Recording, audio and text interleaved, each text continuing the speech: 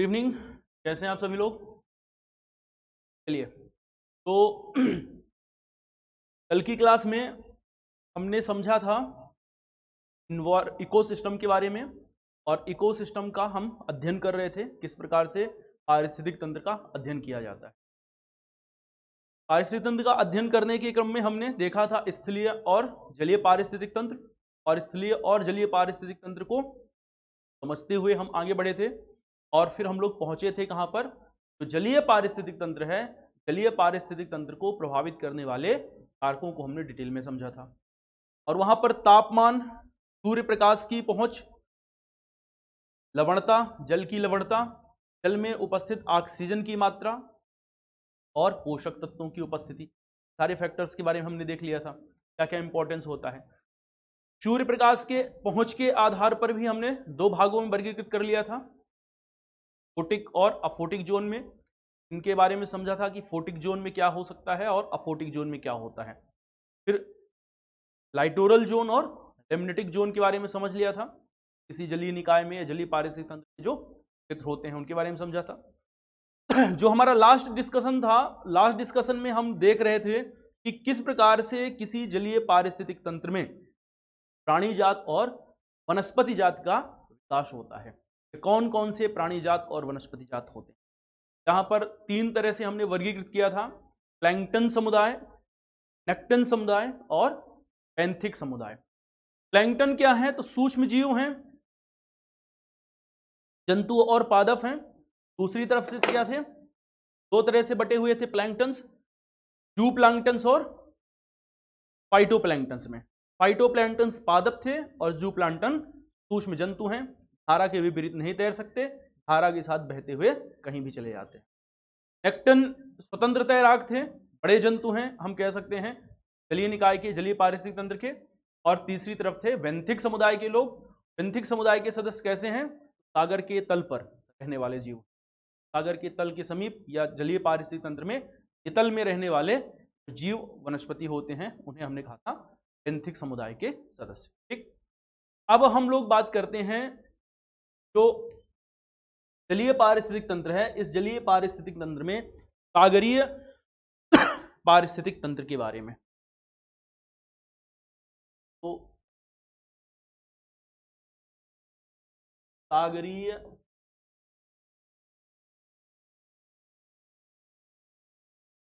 पारिस्थितिक,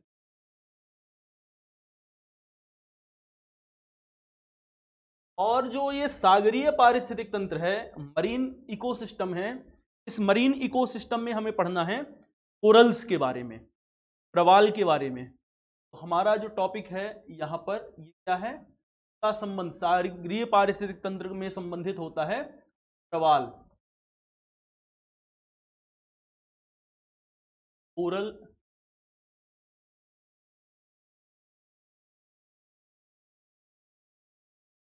काफी इंपॉर्टेंट है, प्रीलिम्स के पॉइंट ऑफ व्यू से प्रश्न पूछ लेता है, यहां से समझना। पहले समझते हैं कि कोरल्स क्या होते हैं, प्रवाल क्या होते हैं। तो दो तरह के सदस्य हैं, एक होता है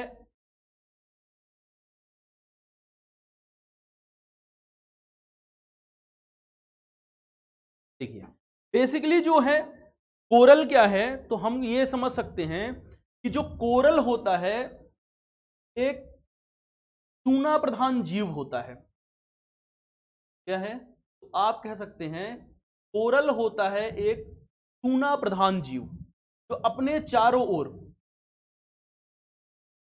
चूना पत्थर से निर्मित संरचना का विकास करता है। तो कोरल क्या है?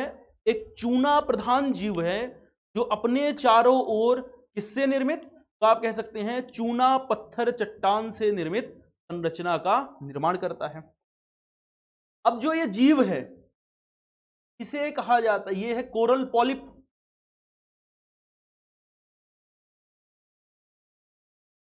कोरल पॉलिप है, इसे हम कोइलेंट्रेटा भी कहते हैं।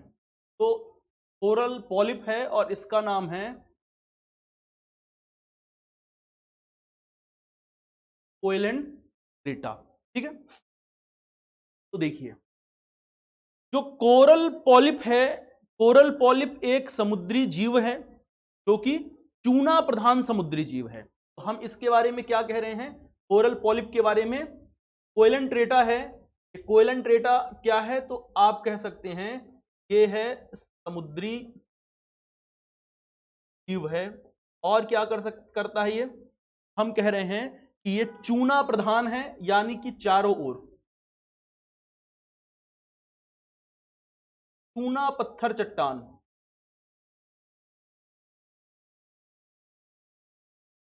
से निर्मित संरचना का निर्माण करता है।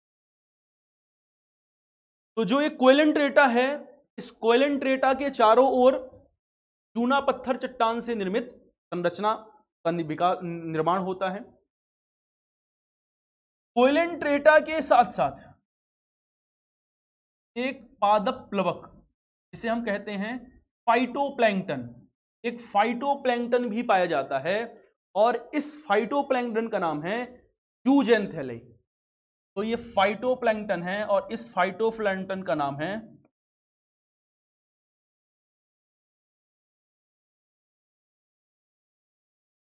जूजेंथेले। अब जो ये जूजेंथेले है, जूजेंथेले बेसिकली क्या है, तो जूजेंथेले है फाइटोप्लैंक्टन। और कैसा फाइटोप्लैंक्टन है, हम इसे फाइटोप्लैंक्टन के बजाय अगर हम इसे कहें ब्लू ग्रीन एल्गी कहें तो ज्यादा बेहतर रहेगा। तो जूजेंथेले जो है, जूजेंथेले एक प्रकार की क्या है, ब्लू ग्रीन एल्गी है, ब्लू ग्रीन एल्गी है, नीली हरी शैवाल है, ठीक। तो ये है ब्लू ग्रीन एल्गी।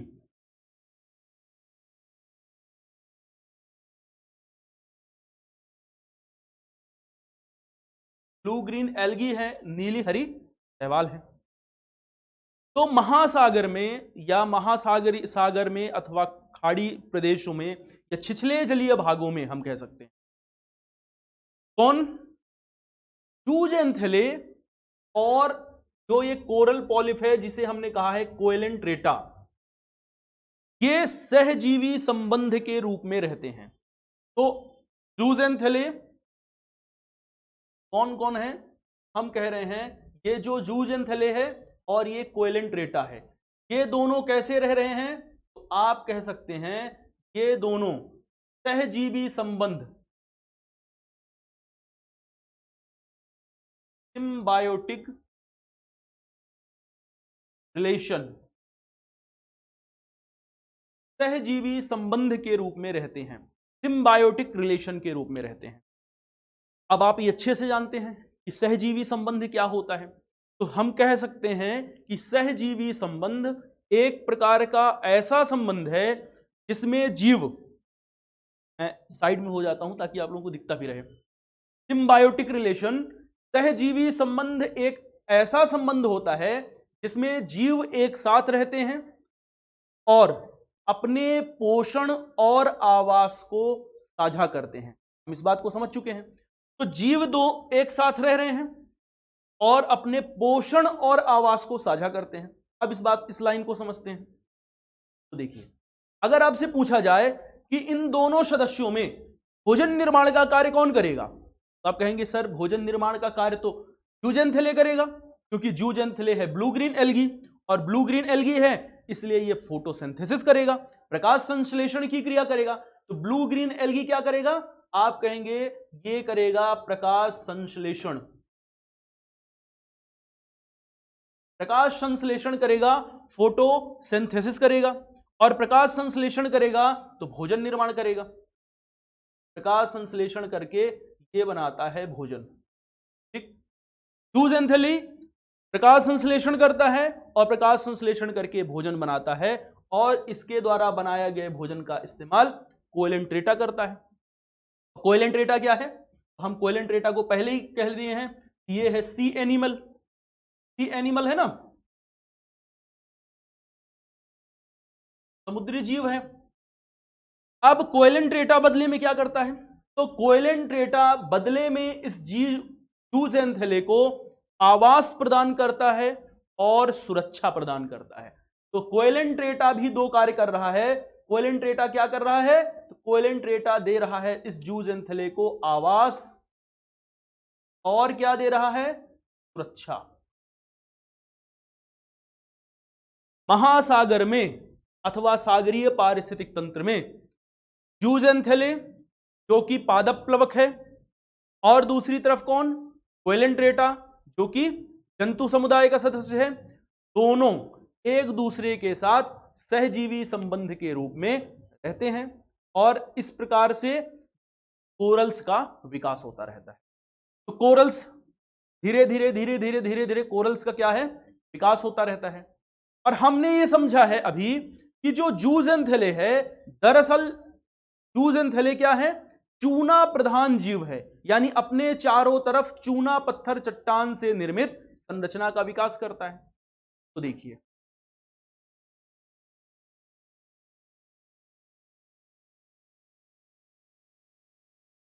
ये जूजेंथेले है और ये अपने चारों ओर क्या कर रहा है? चूना पत्थर चट्टान से निर्मित संरचना बना रहा है। उसके बाद एक नया सदस्य आ जाएगा। ये ऐसी संरचनाएं बनती रहती।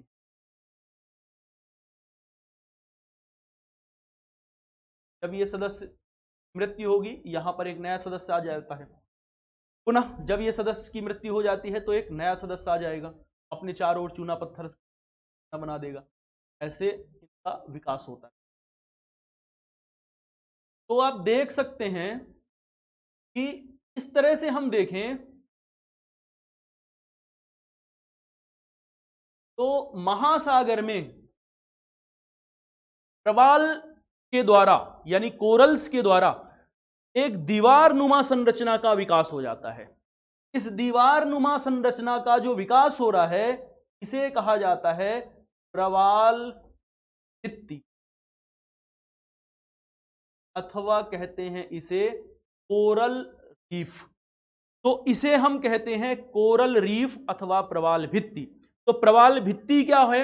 आप कह सकते हैं कोरल्स के द्वारा बनाई गई चूना पत्थर चट्टान से निर्मित संरचना है। तो प्रवाल भित्ति क्या है? प्रवाल भित्ति है चूना पत्थर चट्टान, चूना पत्थर चट्टान से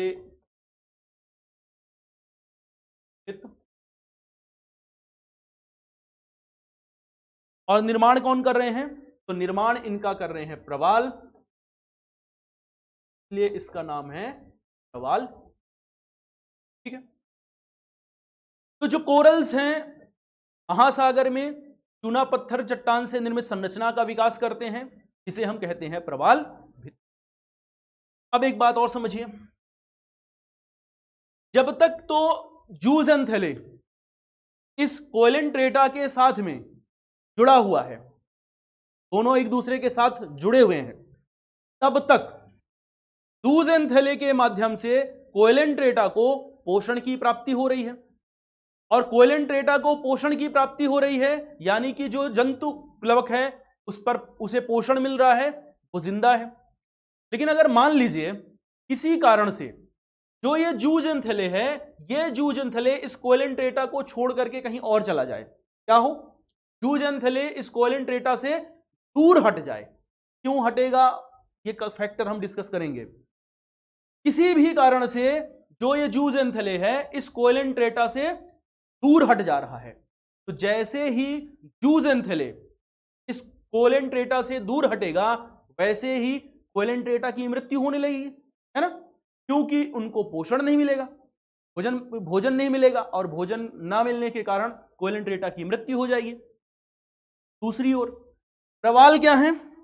तो प्रवाल में जो जूजेंथेली है, ये हमने एक एग्जांपल उठाया है ब्लू ग्रीन एल्गी का। कलरफुल शैवाल होती हैं। कलरफुल जो शैवाल होती हैं, विभिन्न तरह के पिगमेंट्स होते हैं बेसिकली, उनके कारण इसमें रंग होता है, और इन्हीं रंग के कारण जो प्रवाल है इनका ये भी रंगीन दिखाई देते हैं, कलरफुल दिखाई देते हैं। लेकिन जैसे जूजेंथेली हट जाता है, इनका रंग भी हट जाता है, और रंग हटने लगता है और ये सफेद रंग के हो जाते हैं। इस प्रक्रिया को कहा जाता है प्रवाल विरंजन की प्रक्रिया। ठीक, क्या कहते हैं? प्रवाल विरंजन या कोरल ब्लीचिंग की कहते हैं। तो प्रवाल विरंजन क्या है? आप कह सकते हैं प्रवाल विरंजन है जब इस कोएलेंट्रेटा से कहीं दूर हटके चला जाए क्या? ज़ूज़ेंथेले। इस पूरी प्रक्रिया, इसमें क्या होगा? प्रवाल की मृत्यु होने लगती है, प्रवाल कीट की मृत्यु हो जाती है और ये रंगहीन हो जाते हैं। तो प्रवाल कीट रंगहीन हो जाते हैं और रंगहीन होने के साथ साथ प्रवाल कीटों की मृत्यु हो जाती है। इस प्रक्रिया को कहते हैं प्रवाल विरंजन। तो इस ये पूरी प्रक्रिया कहलाती है प्रवाल विरंजन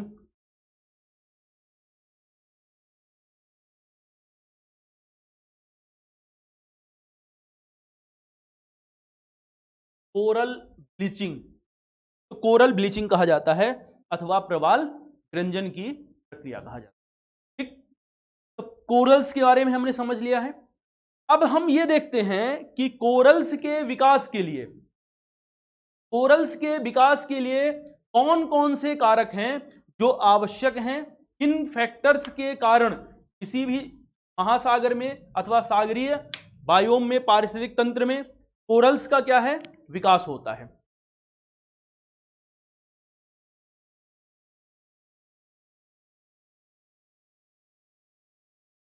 तो देखिए आप हेडिंग लगाइए, प्रवाल कीटों के विकास के लिए आवश्यक दशाएं।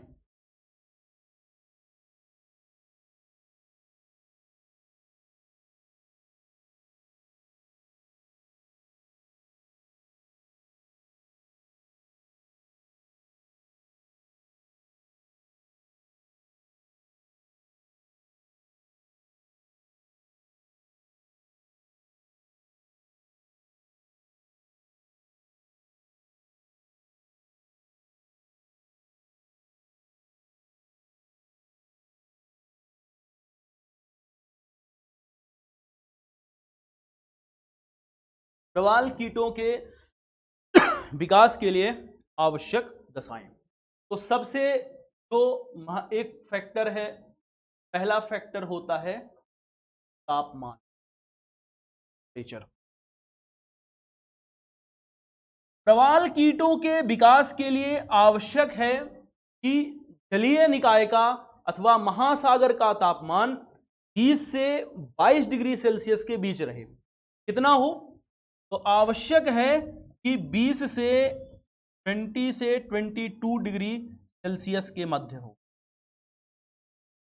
ना तो इससे अधिक तापमान हो और ना ही इससे कम तापमान हो, क्योंकि अधिक तापमान होने पर अगर जलीय निकाय में अथवा महासागर का तापमान इस रेंज से बाहर चला जाएगा, या हम कह सकते हैं कि अगर बहुत गर्म पानी हो जाएगा तब भी प्रवाल का विकास नहीं हो पाता है, और अगर बहुत ठंडा पानी हो जाता है तब भी कोरल्स का विकास नहीं हो पाता। तो कंक्लूजन सिर्फ इतना है कि अधिक गर्म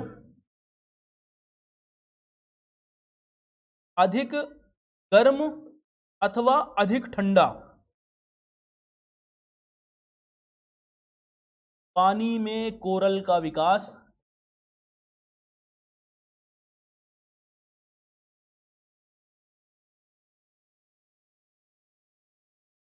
नहीं होता। ठीक है। दूसरा होता है महासागर की लवणता। तो तापमान तो हमने समझ लिया कि तापमान यानी कि पानी ना तो बहुत गर्म होना चाहिए ना तो बहुत ठंडा होना चाहिए, ऐसे क्षेत्रों में कोरल्स का विकास होगा। दूसरा है जल की लवणता।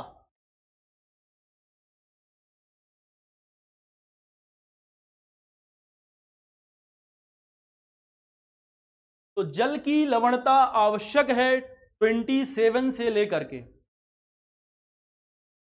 30 ग्राम प्रति 1000 ग्राम। 30 से 31 या 27 से 31 के आसपास होना चाहिए। महासागर जब हम समुद्र विज्ञान पढ़ेंगे तो वहां पर बताएंगे कि लवणता को 1000 प्रति 1000 ग्राम में व्यक्त किया जाता है। और जो ये चिन्ह है ये दर्शा रहा है किसका, 1000 प्रति 1000 ग्राम, ठीक है ना, तो 1000 ग्राम में दर्शा रहा है, ठीक है। तो देखिए जो जल की लवणता है, जल की लवणता लगभग 27 ग्राम से लेकर के 30 ग्राम प्रति 1000 ग्राम के मध्य होनी चाहिए।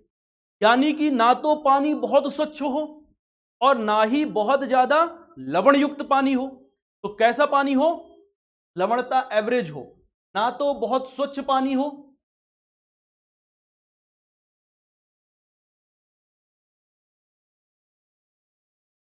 और ना ही क्या हो,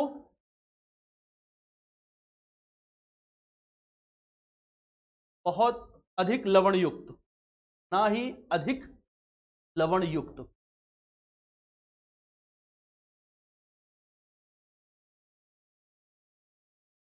ठीक है, तो ज्यादा स्वच्छ पानी होता है तब भी कोरल्स नहीं विकास कर पाते हैं, क्योंकि हम ये पढ़ चुके हैं कि कोरल्स जो हैं टूना प्रधान जीव हैं, तो इनको क्या चाहिए, लवण चाहिए।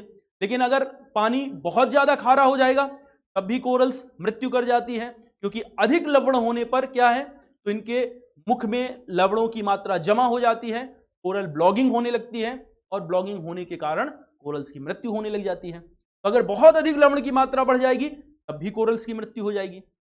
तीसरा फैक्टर होता है जल की गहराई। तो थर्ड फैक्टर है जल की गहराई। अब जो ये जल की गहराई है ये 30 फैदम तक होनी चाहिए। कितनी होनी चाहिए, तो जल की गहराई होनी चाहिए 30 फैदम। 30 फैदम से अधिक गहराई वाला जल नहीं होना चाहिए, क्योंकि अगर 30 फैदम से अधिक गहरा, एक फैदम बराबर होता है 6 फीट, तो लगभग 180 फीट की बात हो रही है, ध्यान रखिएगा। कितने की, एक फैदम बराबर क्या है, 6 फीट होता है, यानी लगभग 180 फीट की बात है। एक बात बताइए कि हमने पढ़ा हुआ है फोटिक जोन के बारे में, और कल मैंने आपको बताया था कि फोटिक जोन कितना कितना गहरा क्षेत्र है, लगभग 200 मीटर के आसपास।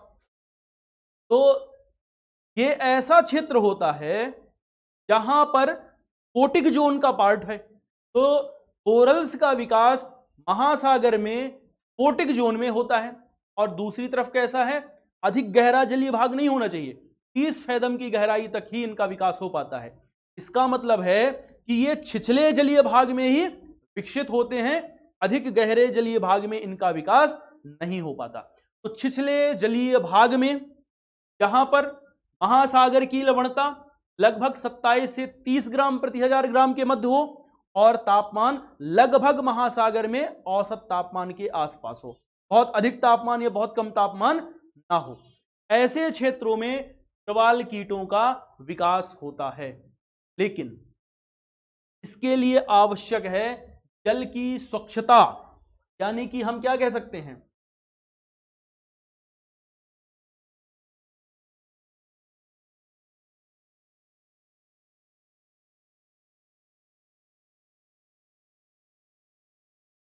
नदियों का जो डेल्टाई क्षेत्र होता है, नदियों के डेल्टाई क्षेत्रों में नदियों की स्वच्छता का संबंध है अवसादों की मात्रा से, सेडिमेंट्स की मात्रा से है। यहां पर तो स्वच्छता का संबंध किससे है, ध्यान रखिएगा, स्वच्छता का संबंध है अवसादों की मात्रा, अवसादों की मात्रा से है यहां पर। तो इस स्थान पर स्वच्छता का मतलब क्या है, सेडिमेंट्स की मात्रा है, अवसादों की मात्रा है। तो अगर मान लीजिए किसी क्षेत्र में अवसादों की मात्रा बहुत अधिक हो जाती है, किसी क्षेत्र में अवसादों की मात्रा बहुत अधिक बढ़ जाती है, तो ऐसे जगहों पर कोरल के मुंह में सेडिमेंट्स जाकर के फंस जाते हैं और मुख में सेडिमेंट्स के फंसने से इनकी मृत्यु होने लगती है। इस प्रोसेस को कोरल ब्लॉगिंग कहते हैं। क्या कहते हैं, कोरल ब्लॉगिंग कहते हैं। तो कोरल ब्लॉगिंग के कारण अवसादों की मात्रा अगर क्या होती है, बढ़ती है, अवसादों की मात्रा बढ़ने से कोरल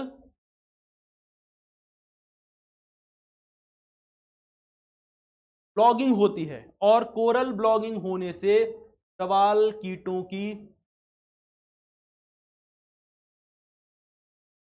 मृत्यु हो जाती है। तो कोरल ब्लॉगिंग भी नहीं हो, यानी कि ऐसा जलीय क्षेत्र हो जहां पर अवसादों की मात्रा बहुत अधिक उपस्थित ना हो। तो अगर मैं आपसे पूछूं कि नदियों का डेल्टाई प्रदेश है, नदियों का डेल्टाई क्षेत्र में, नदियों के डेल्टाई क्षेत्र में क्या कोरल्स का विकास हो सकता है? बताइए। तो आप कहेंगे कि नहीं, नदियों के डेल्टाई प्रदेश में कोरल्स का विकास नहीं हो पाएगा, क्योंकि नदियों के द्वारा अवसादों की मात्रा लाई जाती है, और अवसादों की मात्रा जब लाई जाएगी तो कोरल्स के मुख में अवसाद फंस जाएंगे, और अवसादों के फंसने के कारण कोरल ब्लॉगिंग हो जाएगी, और कोरल ब्लॉगिंग के कारण कोरल्स की मृत्यु हो जाएगी। ठीक। तो कोरल्स का विकास ऐसे ही क्षेत्रों में होता है जहां पर कैसा क्षेत्र हो, छिछला जलीय भाग हो, नदियों पर छिछला जलीय भाग हो, जल में बहुत अधिक अवसादों की मात्रा नहीं हो, लवणता औसत लवणता के पास हो, और लगभग तापमान भी औसत तापमान के आसपास हो। ऐसे क्षेत्रों में क्या है, तो आप कह सकते हैं ऐसे जलीय भागों में कोरल्स का विकास हो सकता है। ठीक। अब देखिए, जो कोरल्स का जो ये विकास होता है, तो कोरल्स का जो विकास है, कोरल्स के विकास के कारण कुछ संरचनाओं का निर्माण होता है।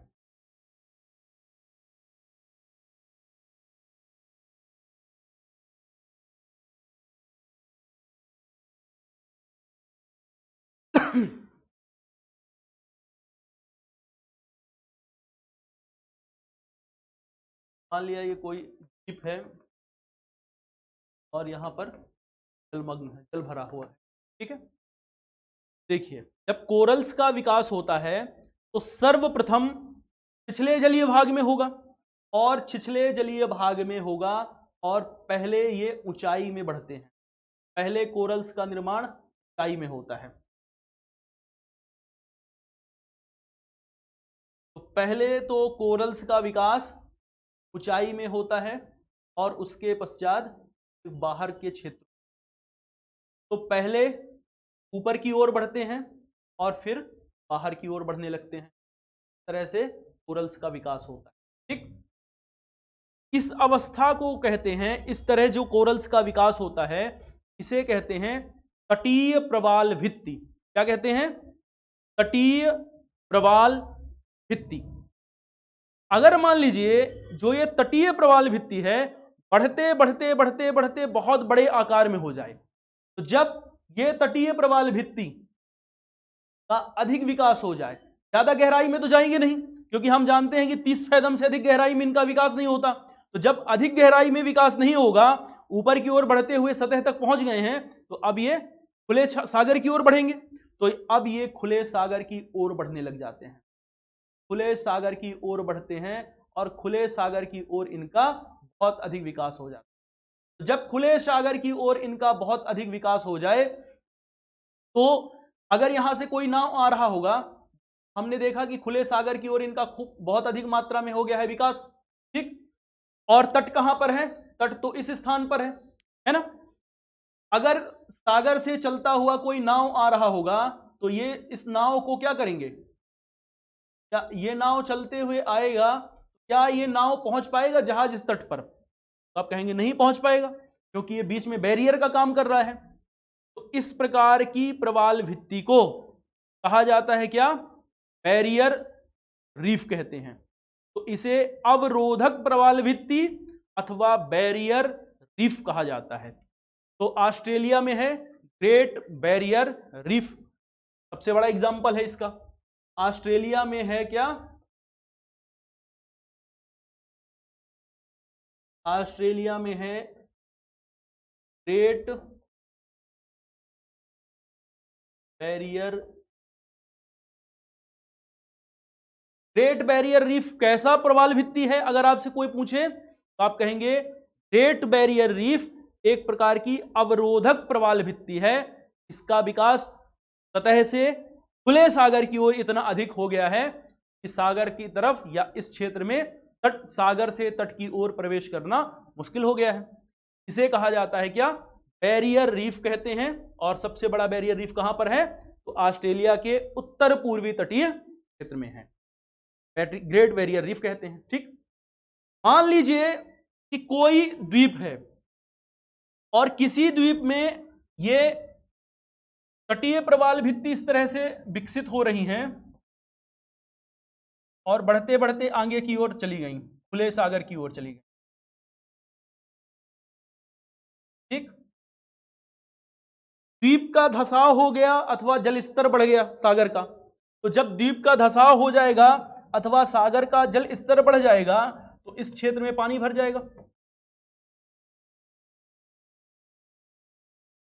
और पानी भरने के कारण इस स्थान पर एक क्या बन जाएगी, लैगून झील बन जाएगी। तो इस स्थान पर एक लैगून झील बन जाएगी, यहां एक झील बन जाती है और इस झील को कहा जाता है एटॉल, इसे कहते हैं एटॉल। तटीय क्षेत्रों में ऐसे कई एटॉल देखने को मिलते हैं। ठीक, इनका ध्यान रखना है अपने को। चलिए अगर भारत की बात किया जाए तो भारत में जो कोरल्स हैं या कोरल क्षेत्र हैं, प्रवाल भित्तियां पाई जाती हैं, तो भारत में 4 प्रमुख क्षेत्र हैं जहां पर प्रवाल भित्तियों का विकास हुआ है। 4 प्रमुख क्षेत्र हैं। तो पहला प्रमुख क्षेत्र है, ऐसा क्षेत्र कहां पर है, तो भारत में 4 प्रमुख क्षेत्र हैं और 4 में सबसे महत्वपूर्ण और सबसे बड़ा क्षेत्र है आपका अंडमान और निकोबार का क्षेत्र। अंडमान और निकोबार द्वीप समूह, अंडमान और निकोबार द्वीप समूह। दूसरा क्षेत्र है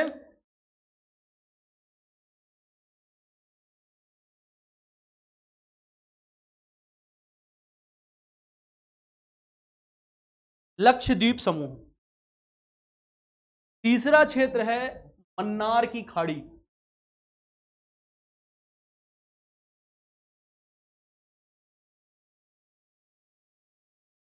और चौथा क्षेत्र है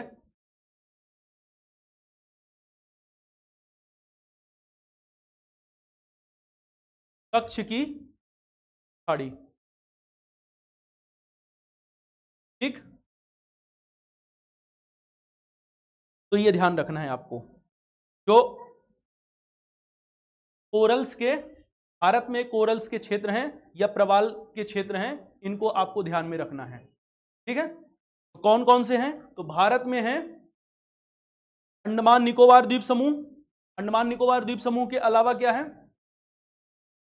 मन्नार की खाड़, लक्षद्वीप समूह, मन्नार की खाड़ी और कच्छ की खाड़ी। ठीक, चलिए अब बढ़ते हैं हम लोग सेकेंड चैप्टर में, टॉपिक में।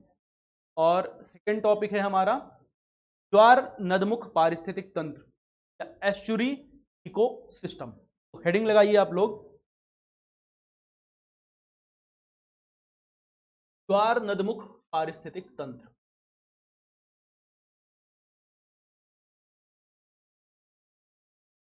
ज्वार नदमुख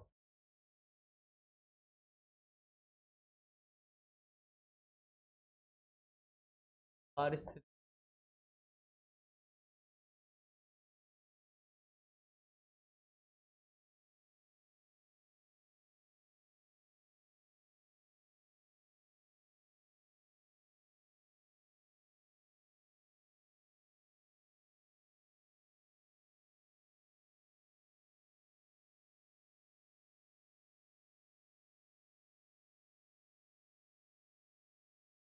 चलिए तो बात करते हैं हम लोग ज्वार नदमुख पारिस्थितिक तंत्र की अथवा एस्चुरी पारिस्थितिक तंत्र की, क्या होते हैं। तो पहले ये समझना जरूरी है कि ज्वार नदमुख क्या होता है, उसके बाद समझेंगे पारिस्थितिक तंत्र उस क्षेत्र में कैसा होगा। ज्वार नदमुख क्या है, अगर मान लीजिए कि कोई नदी है और नदी जो है, ज्योग्राफी हम पढ़ेंगे तो पढ़ेंगे इन बातों को डिटेल में। 2 तरह से रिवर बेसिन्स होती हैं, एक होता है स्ट्रक्चरल बेसिन और एक होती है रिवर बेसिन। स्ट्रक्चरल बेसिन ऐसा बेसिन होता है जिसका निर्माण पहले से हो चुका होता है, तो धसाव की प्रक्रिया से निर्माण हो चुका होता है और फिर नदी का अपवाह होता है, इसे कहते हैं स्ट्रक्चरल बेसिन। जो दूसरा बेसिन है उसे हम कह रहे हैं नदीय बेसिन या रिवर बेसिन कहते हैं। ये एक ऐसा बेसिन होता है जहां पर नदी अपर्दन का काम करती है, ये सरल भाषा में एकदम कहूं तो नदी क्षेत्र का कटाव करती है और कटाव करके अपने मार्ग का निर्माण करती है। तो कटाव करती हुई जाती है और मार्ग का निर्माण करती रहती है। ठीक, तो ज्योग्राफी में हम डिटेल में पढ़ेंगे इसको। तो मान लीजिए कि कोई ऐसा क्षेत्र है जहां पर कठोर चट्टानी संरचना है और पहले से ही मार्ग का निर्माण हो चुका है। तो कठोर चट्टानी संरचना है, पहले से मार्ग का निर्माण हुआ है, क्यों हुआ है इसका कारण हम बताएंगे। और ऐसे क्षेत्र में अगर नदी का अपवाह होता है, ये संरचना जो होती है नदी का अपवाह होगा, इसे कहा जाता है स्ट्रक्चरल बेसिन।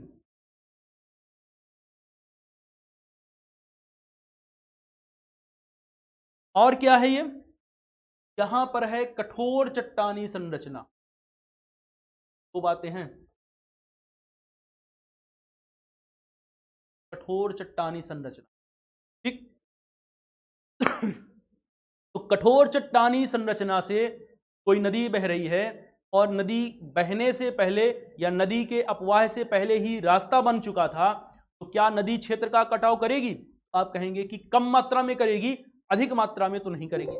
जब अधिक मात्रा में नहीं करेगी, इसका मतलब है कि नदी के पास अवसादों की मात्रा कम होगी, सेडिमेंट्स कम होंगे, और अवसादों की मात्रा कम होगी, इसलिए नदी जाएगी और सागरीय क्षेत्र में क्या होगा, मिल जाएगी। यही ना होगा, नदी गई सागर वागर में, जो सागरीय क्षेत्र है इस सागर से जाकर के मिल गई, तो नदी का अपवाह हुआ और जाकर के सागर से अथवा खाड़ी से अथवा महासागर से मिल गई। तो नदी जाकर के किसी से, सागर से अथवा खाड़ी से अथवा महासागर से मिल जाती है। तो जब सीधे अपवाहित होती हुई जाती है और मिल जाती है, इस प्रकार जिस संरचना का निर्माण होता है, संरचना को कहा जाता है ज्वार नदमुख अथवा एस्चुरी। बात समझ में आई? तो भारत की अगर बात करें तो नर्मदा है, ताप्ती है, ऐसे एक नदी है सेंट लॉरेंस नदी, जो कि एस्चुरी का निर्माण करती है, ज्वार नदमुख का निर्माण करती है। तो ऐसी नदियों के द्वारा अवसादों का जमाव करने के बजाय सागर से नदियां जाकर के सीधे मिल जाती हैं। ये कैसा क्षेत्र होगा? तो आप कह सकते हैं कि एक प्रकार का संक्रमण क्षेत्र होगा, ट्रांजिशनल एरिया होगा। तो हम कह सकते हैं ये जो क्षेत्र होगा एक प्रकार का संक्रमण क्षेत्र होता है। संक्रमण क्षेत्र है ना, ट्रांजिशनल एरिया है, जोन है, संक्रमण क्षेत्र है, यानी कि यहां पर नदी के गुण और सागर के गुण दोनों पाए जाएंगे। तो नदी के भी गुण पाए जा रहे हैं और सागर के भी गुण पाए जा रहे हैं, इसलिए ये ऐसा क्षेत्र होगा जहां पर पर्याप्त मात्रा में अवसादों की उपस्थिति होती है। और पर्याप्त मात्रा में अवसाद आते हैं, पर्याप्त मात्रा में पोषक तत्व आते हैं, इसलिए पर्याप्त मात्रा में अवसाद, पोषक तत्व, इन सब की उपस्थिति के कारण ये एक ऐसा क्षेत्र है जिसकी उच्च पारिस्थितिक उत्पादकता होती है। तो यहां पर पारिस्थितिक तंत्र की उत्पादकता अधिक होती है। अधिक पारिस्थितिक तंत्र की उत्पादकता होने के साथ साथ क्या होता है, तो आप कह सकते हैं अधिक पारिस्थितिक तंत्र उत्पादकता का क्षेत्र है, इसलिए अधिक जैव विविधता वाला क्षेत्र होगा। अधिक जैव विविधता वाला क्षेत्र होता है, अतः पारिस्थितिक तंत्र की दृष्टि से एक महत्वपूर्ण क्षेत्र है हमारे लिए। ठीक, कई तरह से उपयोगी होता है, क्योंकि एक ऐसा क्षेत्र है जो दलदल भूमि होती है। तो यहां पर दो चीजें होती हैं, एक होती है दलदल भूमि और यहां पर पाए जाते हैं वृक्ष। दलदल भूमि रहती है और यहां पर वनस्पति रहती है। तो वनस्पतियां क्या करती हैं? उत्पादकता का कार्य करती हैं, पारिस्थितिक तंत्र की उत्पादकता बढ़ाती हैं, इससे स्थायित्व आता है पारिस्थितिक तंत्र में, जैव विविधता बढ़ती है। दूसरी तरफ जो दलदल भूमि है वो अवसादों का अवशोषण करती है और नदियों के द्वारा जो सेडिमेंट्स लाए जाते हैं उनका अवशोषण करती है और प्रदूषण की मात्रा को नियंत्रित करती है। उच्च उत्पादकता और पारिस्थितिकी विविधता वाला क्षेत्र होने के कारण ज्वार नदमुख पारिस्थितिक तंत्र क्षेत्र पर्यावरण की दृष्टि से हमारे लिए अत्यंत उपयोगी होते हैं। साथ ही ये ऐसा क्षेत्र होता है जिसके कारण आसपास का जो क्षेत्र है, तटीय क्षेत्र है, जलीय क्षेत्र है, इस क्षेत्र में ग्राउंड वाटर रिजर्व में रेस्टोरेशन होता रहता है। ठीक, तो पुनर्चक्रण होता रहता है पानी का, तो जल की उपलब्धता पहुंचती रहती है। तो कुल मिलाकर के हम ये कह सकते हैं कि ये ऐसा क्षेत्र है जो पारिस्थितिकी तंत्र के दृष्टिकोण से काफी महत्वपूर्ण क्षेत्र है। लेकिन वर्तमान समय में इस क्षेत्र में अवैज्ञानिक तरीके से मत्स्य पालन या मछली पकड़ने का कार्य किया जा रहा है। साथ ही साथ तटीय क्षेत्रों का कटाव किया जाता है, वनस्पतियों का कटाव किया जाता है और पर्यटन के कारण के लिए यहां पर होटल, रेस्टोरेंट्स, इस तरह की चीजों का विकास किया जाता है। खनन जैसी चीजें की जा रही हैं और वनस्पतियों का विनाश किया जा रहा है। इस कारण से जो पारिस्थितिकी तंत्र है, ज्वार नदमुख पारिस्थितिक तंत्र है, यहां पर पर्यावरणीय संकट की और हमारे लिए महत्वपूर्ण है, क्योंकि एस्चुरी का अगर पारिस्थितिक तंत्र संकट में आएगा तो अगर यहां पर आवास का संकट उत्पन्न हो जाएगा तो यहां पर पर्यावरण प्रदूषण की समस्या आ जाएगी और पर्यावरण प्रदूषण की समस्या या पर्यावरण संकट आने से कई तरह से नुकसान होंगे, क्योंकि यहाँ की वनस्पतियों का विनाश होगा और यहाँ की जो वनस्पतियां हैं इनकी कार्बन धारण क्षमता उच्च होती है और उच्च कार्बन धारण क्षमता होने के कारण पारिस्थितिकी दृष्टि से महत्वपूर्ण होती हैं। तो ये है हमारा ज्वार नदमुख पारिस्थितिक। अब जो थर्ड टॉपिक है आर्द्र भूमि अथवा वेटलैंड्स। हेडिंग लगाइए आर्द्र भूमि अथवा वेटलैंड्स। समझते हैं आर्द्र भूमियां क्या होती हैं।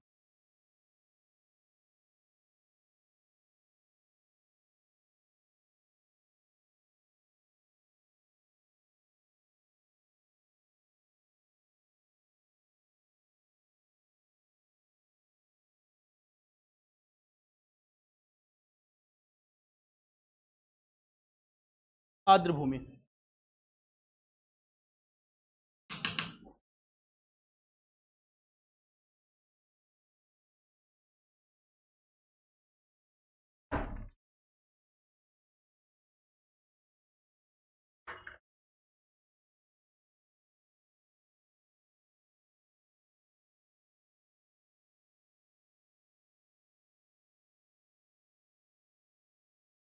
आर्द्र भूमि अथवा वेटलैंड। देखिए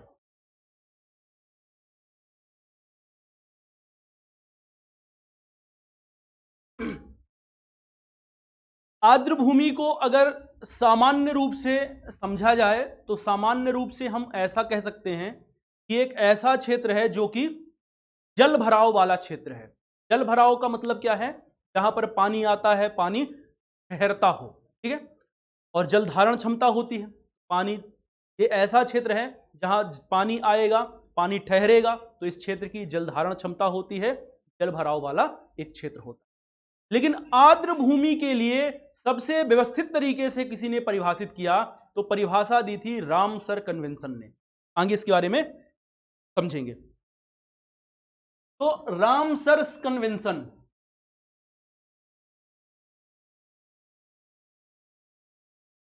और रामसर सम्मेलन ने कहा था, क्या कहा था? दलदल, पंक भूमि, पीठ भूमि और जल, इनको एक एक करके मैं बताऊंगा लास्ट में, ठीक है, तो घबराइएगा मत। तीन चीजों को यहां पर शामिल किया गया। एक है क्या? दलदल, एक है पंक भूमि, एक है पीठ भूमि अथवा जल भराव का क्षेत्र, ठीक है। दलदल, मार्श, फेन और पीटलैंड। मार्स, पेन और पीठ भूमि को पीटलैंड ही बोलते हैं। ठीक, तो रामसर सम्मेलन ने कहा कि कोई ऐसा क्षेत्र, ऐसा जल भराव वाला क्षेत्र, यानी जहां पर पानी ठहर रहा हो, पानी स्थित पहुंच रहा हो, जल भराव की स्थिति बन रही हो, तो ऐसा क्षेत्र जो क्या हो, जल भराव वाला ऐसा क्षेत्र हो, जिसे हम दलदल भी हो, अथवा पंक भूमि हो, अथवा पीठ भूमि हो, अथवा जल भराव वाला क्षेत्र हो। कैसा हो, तो कुछ बातें कही इन्होंने कहा कि स्थायी हो, पहला तो है कृत्रिम अथवा प्राकृतिक। पहला इन्होंने क्या कहा, कृत्रिम अथवा प्राकृतिक। इसका मतलब क्या है, तो चाहे प्राकृतिक तरीके से बना हुआ हो अथवा कृत्रिम तरीके से इसको बनाया गया हो। ठीक है ना, दो बातें हैं, चाहे प्राकृतिक तरीके से बनाया गया हो, बना हुआ हो, अथवा ये कृत्रिम तरीके से बनाया गया हो, कुछ भी हो सकता है। होना चाहिए क्या, जल भराव का क्षेत्र होना चाहिए, दलदल भूमि हो सकती है, पंक भूमि हो सकती है, पीठ भूमि हो सकती है, जल भराव वाला क्षेत्र हो सकता है। कैसे, तो चाहे ये प्राकृतिक तरीके से बना हो अथवा कृत्रिम तरीके से बनाया गया हो, पहली बात। दूसरी बात क्या है, या तो स्थायी हो यानी कि जल भराव की स्थिति स्थायी रूप से हो, अथवा अस्थायी भी हो, यानी कुछ समय के लिए बनती है ऐसी जल भराव की स्थिति, बाकी समय के लिए पानी सूख भी जाता है और क्षेत्र कम हो जाता है। तो दो बातें फिर ध्यान रखना है, क्या, स्थायी अथवा अस्थायी। ठीक है, तो प्राकृतिक हो अथवा कृत्रिम हो, स्थायी हो अथवा अस्थायी हो। तीसरा क्या है, स्थिर हो अथवा गतिमान हो, स्थिर अथवा गतिमान या गतिशील।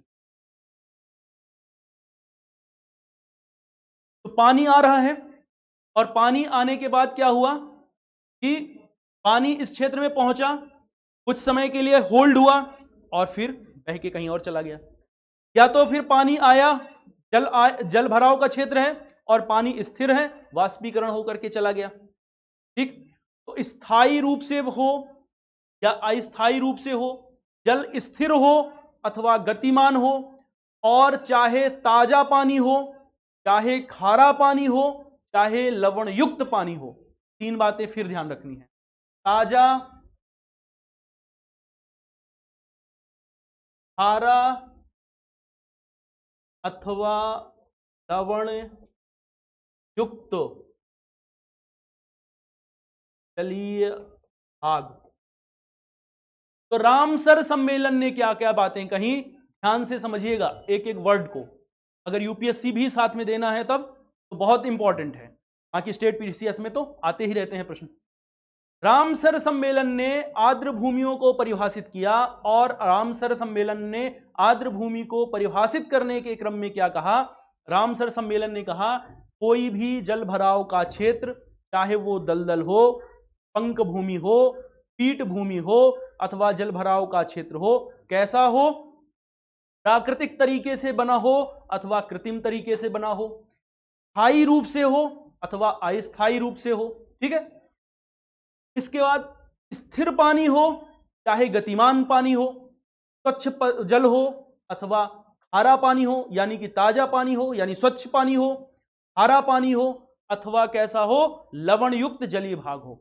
ऐसा छिछला जलीय भाग आर्द्र भूमि कहलाता है। ठीक, ये ध्यान रखना है आर्द्र भूमि के लिखित परिभाषा में के रूप में। ठीक, अब कुछ टाइमलाइन है, उन्हें अच्छे से ध्यान से समझ लीजिएगा, टाइमलाइन को समझना जरूरी है। देखिए, सबसे पहले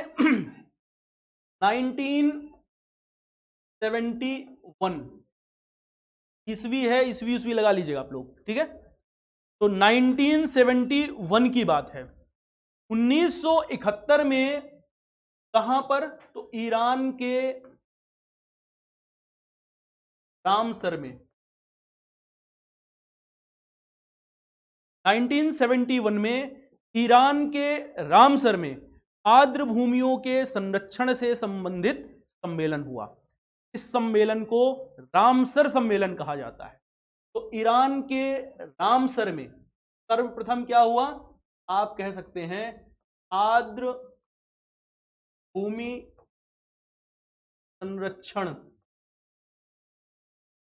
से संबंधित सम्मेलन। इसी सम्मेलन को रामसर सम्मेलन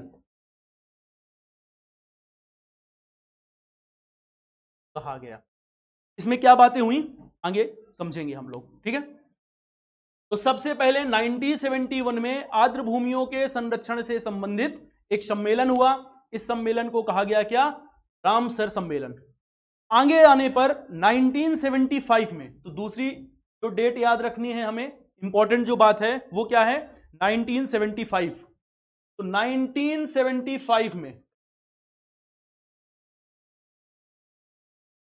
ये सम्मेलन लागू हुआ, ठीक। तीसरी जो डेट हमें ध्यान रखनी है वो क्या है? 1982। 1982 में, 81 नहीं है, ये 82 है। 1982 में भारत इसमें शामिल हुआ।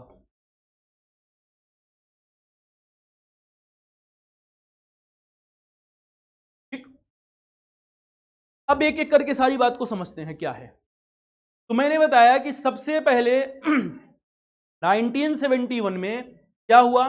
तो आर्द्र भूमियों के संरक्षण से संबंधित सम्मेलन हुआ और इस सम्मेलन में दो बातें निर्धारित की गई। पहली बात यह कही गई कि सम्मेलन में सम्मिलित पक्षकार देशों को, यानी कि जो भी देश इस सम्मेलन का पक्षकार यानी कि सदस्य बनेगा, उन देशों के लिए आवश्यक किया जाएगा कि अपनी भौगोलिक सीमा के अंतर्गत स्थित आर्द्र भूमियों में से कम किसी एक आर्द्र भूमि को अंतरराष्ट्रीय महत्व की आर्द्र भूमि के रूप में सूचीबद्ध करना होगा। ये शब्द ध्यान रखिएगा, क्या है? अंतरराष्ट्रीय महत्व की आर्द्र भूमि के रूप में सूचीबद्ध करना होगा, ठीक।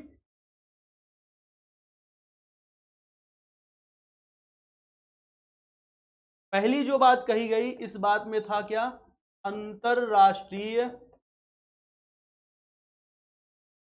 महत्व की आर्द्र भूमि, ठीक है। तो सम्मेलन में सम्मिलित, इस सम्मेलन के जितने भी पक्षकार देश होंगे उनके लिए आवश्यक रूप से कहा गया कि कम से कम किसी एक आर्द्र भूमि को अंतरराष्ट्रीय महत्व की आर्द्र भूमि के रूप में सूचीबद्ध करना होगा। और जो ये अंतरराष्ट्रीय महत्व की आर्द्र भूमि होगी, इस अंतरराष्ट्रीय महत्व की आर्द्र भूमि को रामसर सूची कहा जाएगा। तो अंतरराष्ट्रीय महत्व की आर्द्र भूमि को क्या कहा जाता है? लेमैन लैंग्वेज में ही इसे रामसर सूची भी कहा जाता है। जो इसमें दूसरी बात कही गई, दूसरी बात यह कही गई कि ऐसी आर्द्र भूमियां जो 2 या 2 से अधिक देशों पर अवस्थित हों, यानी कुछ ऐसे भी वेटलैंड्स हो सकते हैं जिनकी भौगोलिक अवस्थिति 2 अथवा 2 से अधिक देशों पर भी हो सकती है।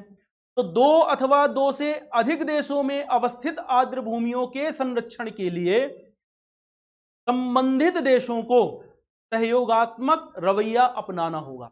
यानी किसके लिए? 2 या 2 से अधिक देशों में अगर कोई आर्द्र भूमि स्थित है तो उसका संरक्षण किया जाएगा और उसके संरक्षण के लिए जितने भी देशों में उनकी भौगोलिक सीमा साझा कर रही है उसे एक दूसरे के साथ सहयोग करना पड़ेगा, ठीक। अब ध्यान से देखिए भारत कब सम्मिलित हुआ? तो भारत शामिल हुआ इसमें 1982 में, ठीक है। और 1982 में शर्त क्या है? तो आप जानते हैं कि शर्त है कि जो भी देश इसमें शामिल होगा, किसमें? रामसर सम्मेलन में, उसे अपने भौगोलिक क्षेत्र में स्थित कम से कम एक साइट को, अंतरराष्ट्रीय महत्व की आर्द्र भूमि के रूप में घोषित करना होगा। तो जब भारत शामिल हुआ 1982 में, तो भारत ने सबसे पहले चिल्का झील उड़ीसा में, तो भारत सर्वप्रथम चिल्का झील को, चिल्का झील कहां पर है तो कहेंगे आप उड़ीसा में है।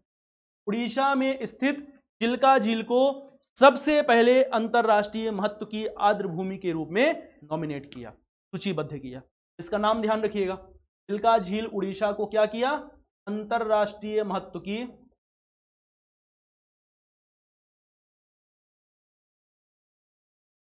आर्द्र भूमि के रूप में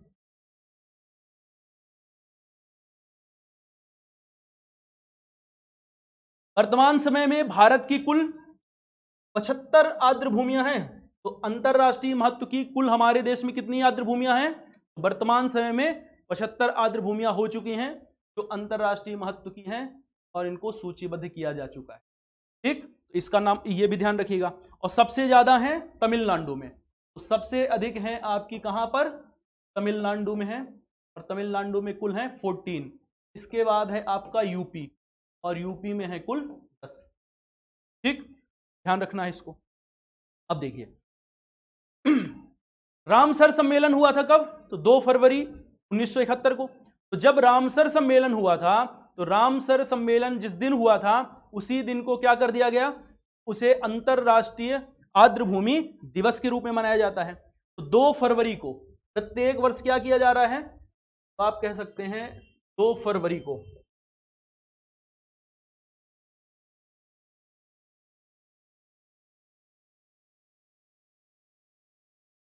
क्या किया जाता है, तो 2 फरवरी है विश्व आर्द्र भूमि दिवस। ध्यान रखना इसको भी, विश्व आर्द्र भूमि दिवस 2 फरवरी को विश्व आर्द्र भूमि दिवस के रूप में मनाया जाता है। इस वर्ष यानी कि 2023 में, 2023 के लिए आर्द्र भूमि दिवस की थीम क्या है, तो इसकी जो थीम है इस वर्ष के लिए वेटलैंड रेस्टोरेशन है। क्या है, it's time for wetland restoration.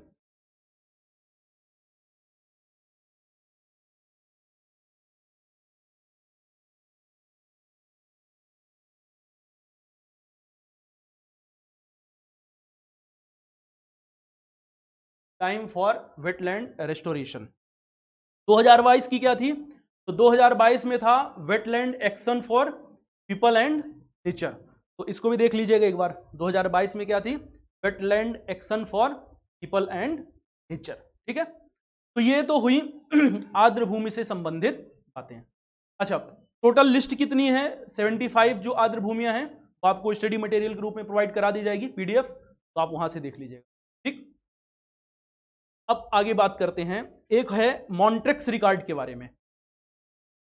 तो मॉन्ट्रेक्स रिकॉर्ड क्या है इसको समझते हैं, आर्द्र भूमि से ही संबंधित है।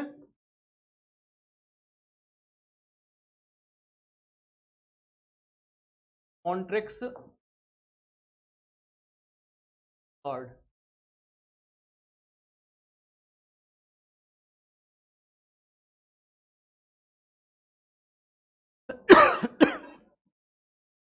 मॉन्ट्रेक्स रिकॉर्ड में क्या होता है, तो अंतरराष्ट्रीय महत्व की जो आर्द्र भूमियां हैं, तो जब भी अब ये शब्द आए अंतरराष्ट्रीय महत्व की आर्द्र भूमियां, का मतलब है कि वो आर्द्र भूमि रामसर सूची में शामिल होगी।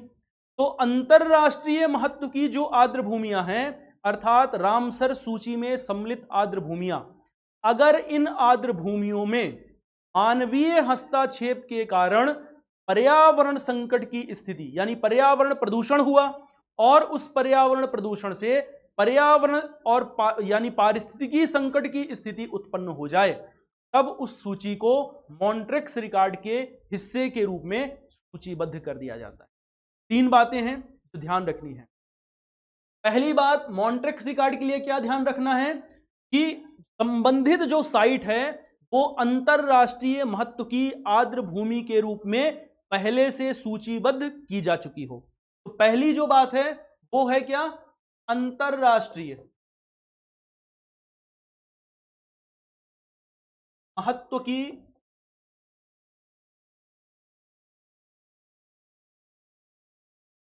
आर्द्र भूमि। सबसे पहली बात है अंतरराष्ट्रीय महत्व की आर्द्र भूमि हो।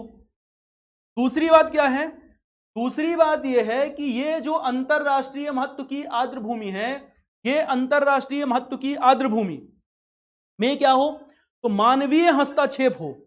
तो मानवीय हस्तक्षेप हो,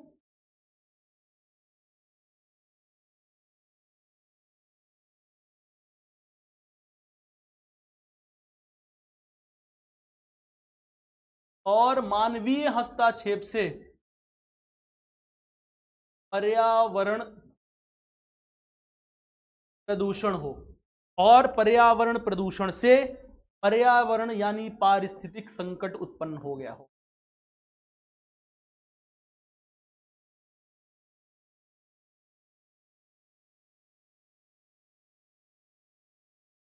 पारिस्थितिक संकट की स्थिति उत्पन्न हो गई। ऐसे क्षेत्र को जो रामसर कमेटी होती है, वो रामसर कमेटी क्या करेगी, तो ऐसे क्षेत्र को रामसर कमेटी के द्वारा मॉन्ट्रेक्स रिकॉर्ड में उस संबंधित क्षेत्र को सम्मिलित कर दिया जाएगा। ठीक। भारत में वर्ष 1990 में केवलादेव राष्ट्रीय उद्यान को मॉन्ट्रेक्स रिकॉर्ड में सूचीबद्ध कर दिया गया था। पहला ध्यान रखने वाली बात क्या है कि मॉन्ट्रेक्स रिकॉर्ड में भारत में कब, तो सर्वप्रथम वर्ष 1990 में। इसको, तो केवलादेव राष्ट्रीय उद्यान राजस्थान में है, तो वर्ष 1990 में केवलादेव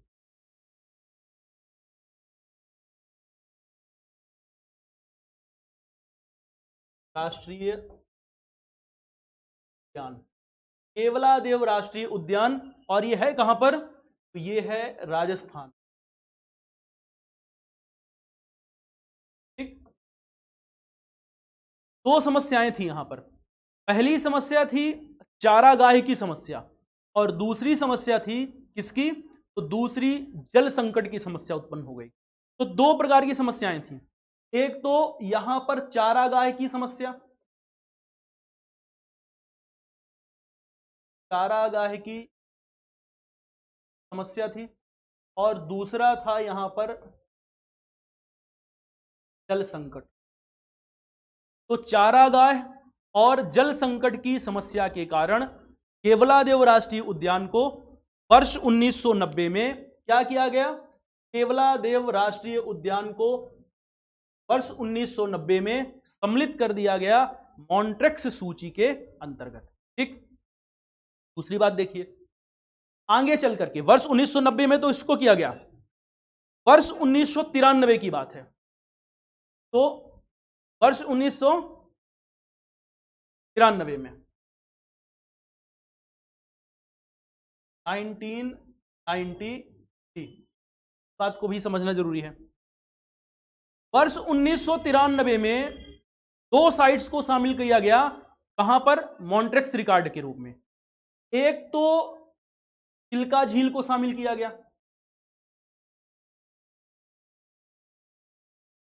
चिल्का झील, और आप जानते हैं कि चिल्का झील कहां पर है, उड़ीसा में है। और चिल्का झील को शामिल किया गया क्योंकि चिल्का झील में सिल्टेशन की समस्या थी, सिल्ट का जमाव हो रहा था, गाद बहुत अधिक मात्रा में गाद जमा हो रही थी। तो यहां पर चिल्का झील में क्या था, गाद की समस्या, गाद की समस्या, सिल्टेशन से संबंधित समस्या थी। इसलिए चिल्का झील को किसके रूप में, मॉन्ट्रेक्स सूची के रूप में सूचीबद्ध कर दिया गया। कब, वर्ष 1993 में। वर्ष 1993 में ही भारत की एक और साइट है जिसका नाम है लोकटक झील। आगे इसको हम लोग पढ़ेंगे डिटेल में, लोकटक झील को। कौन सी साइट है, लोकटक झील।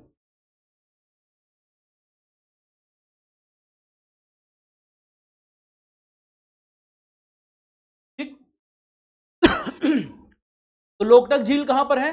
मणिपुर में है। तो मणिपुर में स्थित लोकटक झील को भी शामिल कर दिया गया, किसमें? मॉन्ट्रेक्स सूची में शामिल कर दिया गया, क्योंकि यहां पर वनोन्मूलन की समस्या थी।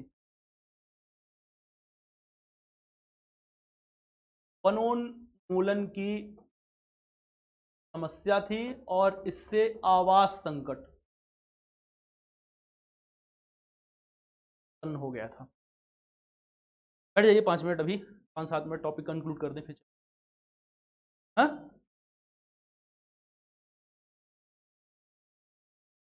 अच्छा रुकिए 2-4 मिनट, 2 मिनट। तो लोकटक झील को शामिल किया गया। लोकटक झील कहां पर है? लोकटक झील है मणिपुर में, और यहां पर वनोन्मूलन की समस्या थी, इसलिए शामिल कर दिया गया। अब ध्यान देने वाली बात यह है कि कुल 3 ऐसे साइट हैं, जिन 3 साइट्स को इसमें शामिल किया गया, लेकिन वर्ष 2002 की बात है। इस बात को अच्छे से समझ लीजिए आप लोग। क्या? तो वर्ष 2002 में जो ये चिल्का झील थी, इस चिल्का झील को वर्ष 2002 का ध्यान रखना है, जल्दी से बता देते हैं। वर्ष 2002 में इसे मॉन्ट्रेक्स सूची से बाहर कर दिया गया। मॉन्ट्रेक्स से बाहर किया गया। क्यों? तो आप कह सकते हैं इसे मॉन्ट्रेक्स सूची से इसलिए बाहर किया गया क्योंकि यहां पर सरकार ने कंजर्वेशन प्रोग्राम चलाए, और गवर्नमेंट के कंजर्वेशन जो प्रोग्राम चलाए जा रहे थे, उन कंजर्वेशन प्रोग्राम के कारण यह क्षेत्र पूरी तरह से सुरक्षित हो गया, और सुरक्षित होने के कारण इसे बाहर कर दिया गया। और वर्ष 2002 में ही किसे? तो चिल्का झील को रामसर पुरस्कार भी प्रदान किया गया। तो चिल्का झील को रामसर संरक्षण पुरस्कार भी प्रदान किया गया था वर्ष 2002 में। तो ध्यान ये रखना है कि मॉन्ट्रेक्स सूची में अभी तक भारत के केवल 2 ही साइट हैं जो मॉन्ट्रेक्स सूची का हिस्सा हैं। एक तो लोकटक झील और केवलादेव राष्ट्रीय उद्यान। गवर्नमेंट के द्वारा यहां भी संरक्षण के प्रयास किए जा रहे हैं, और जल्द ही यहां पर हो सकता है कि समाधान। ठीक, आज यहीं तक रखते हैं, कल टॉपिक को आगे बढ़ाएंगे। ठीक, थैंक यू।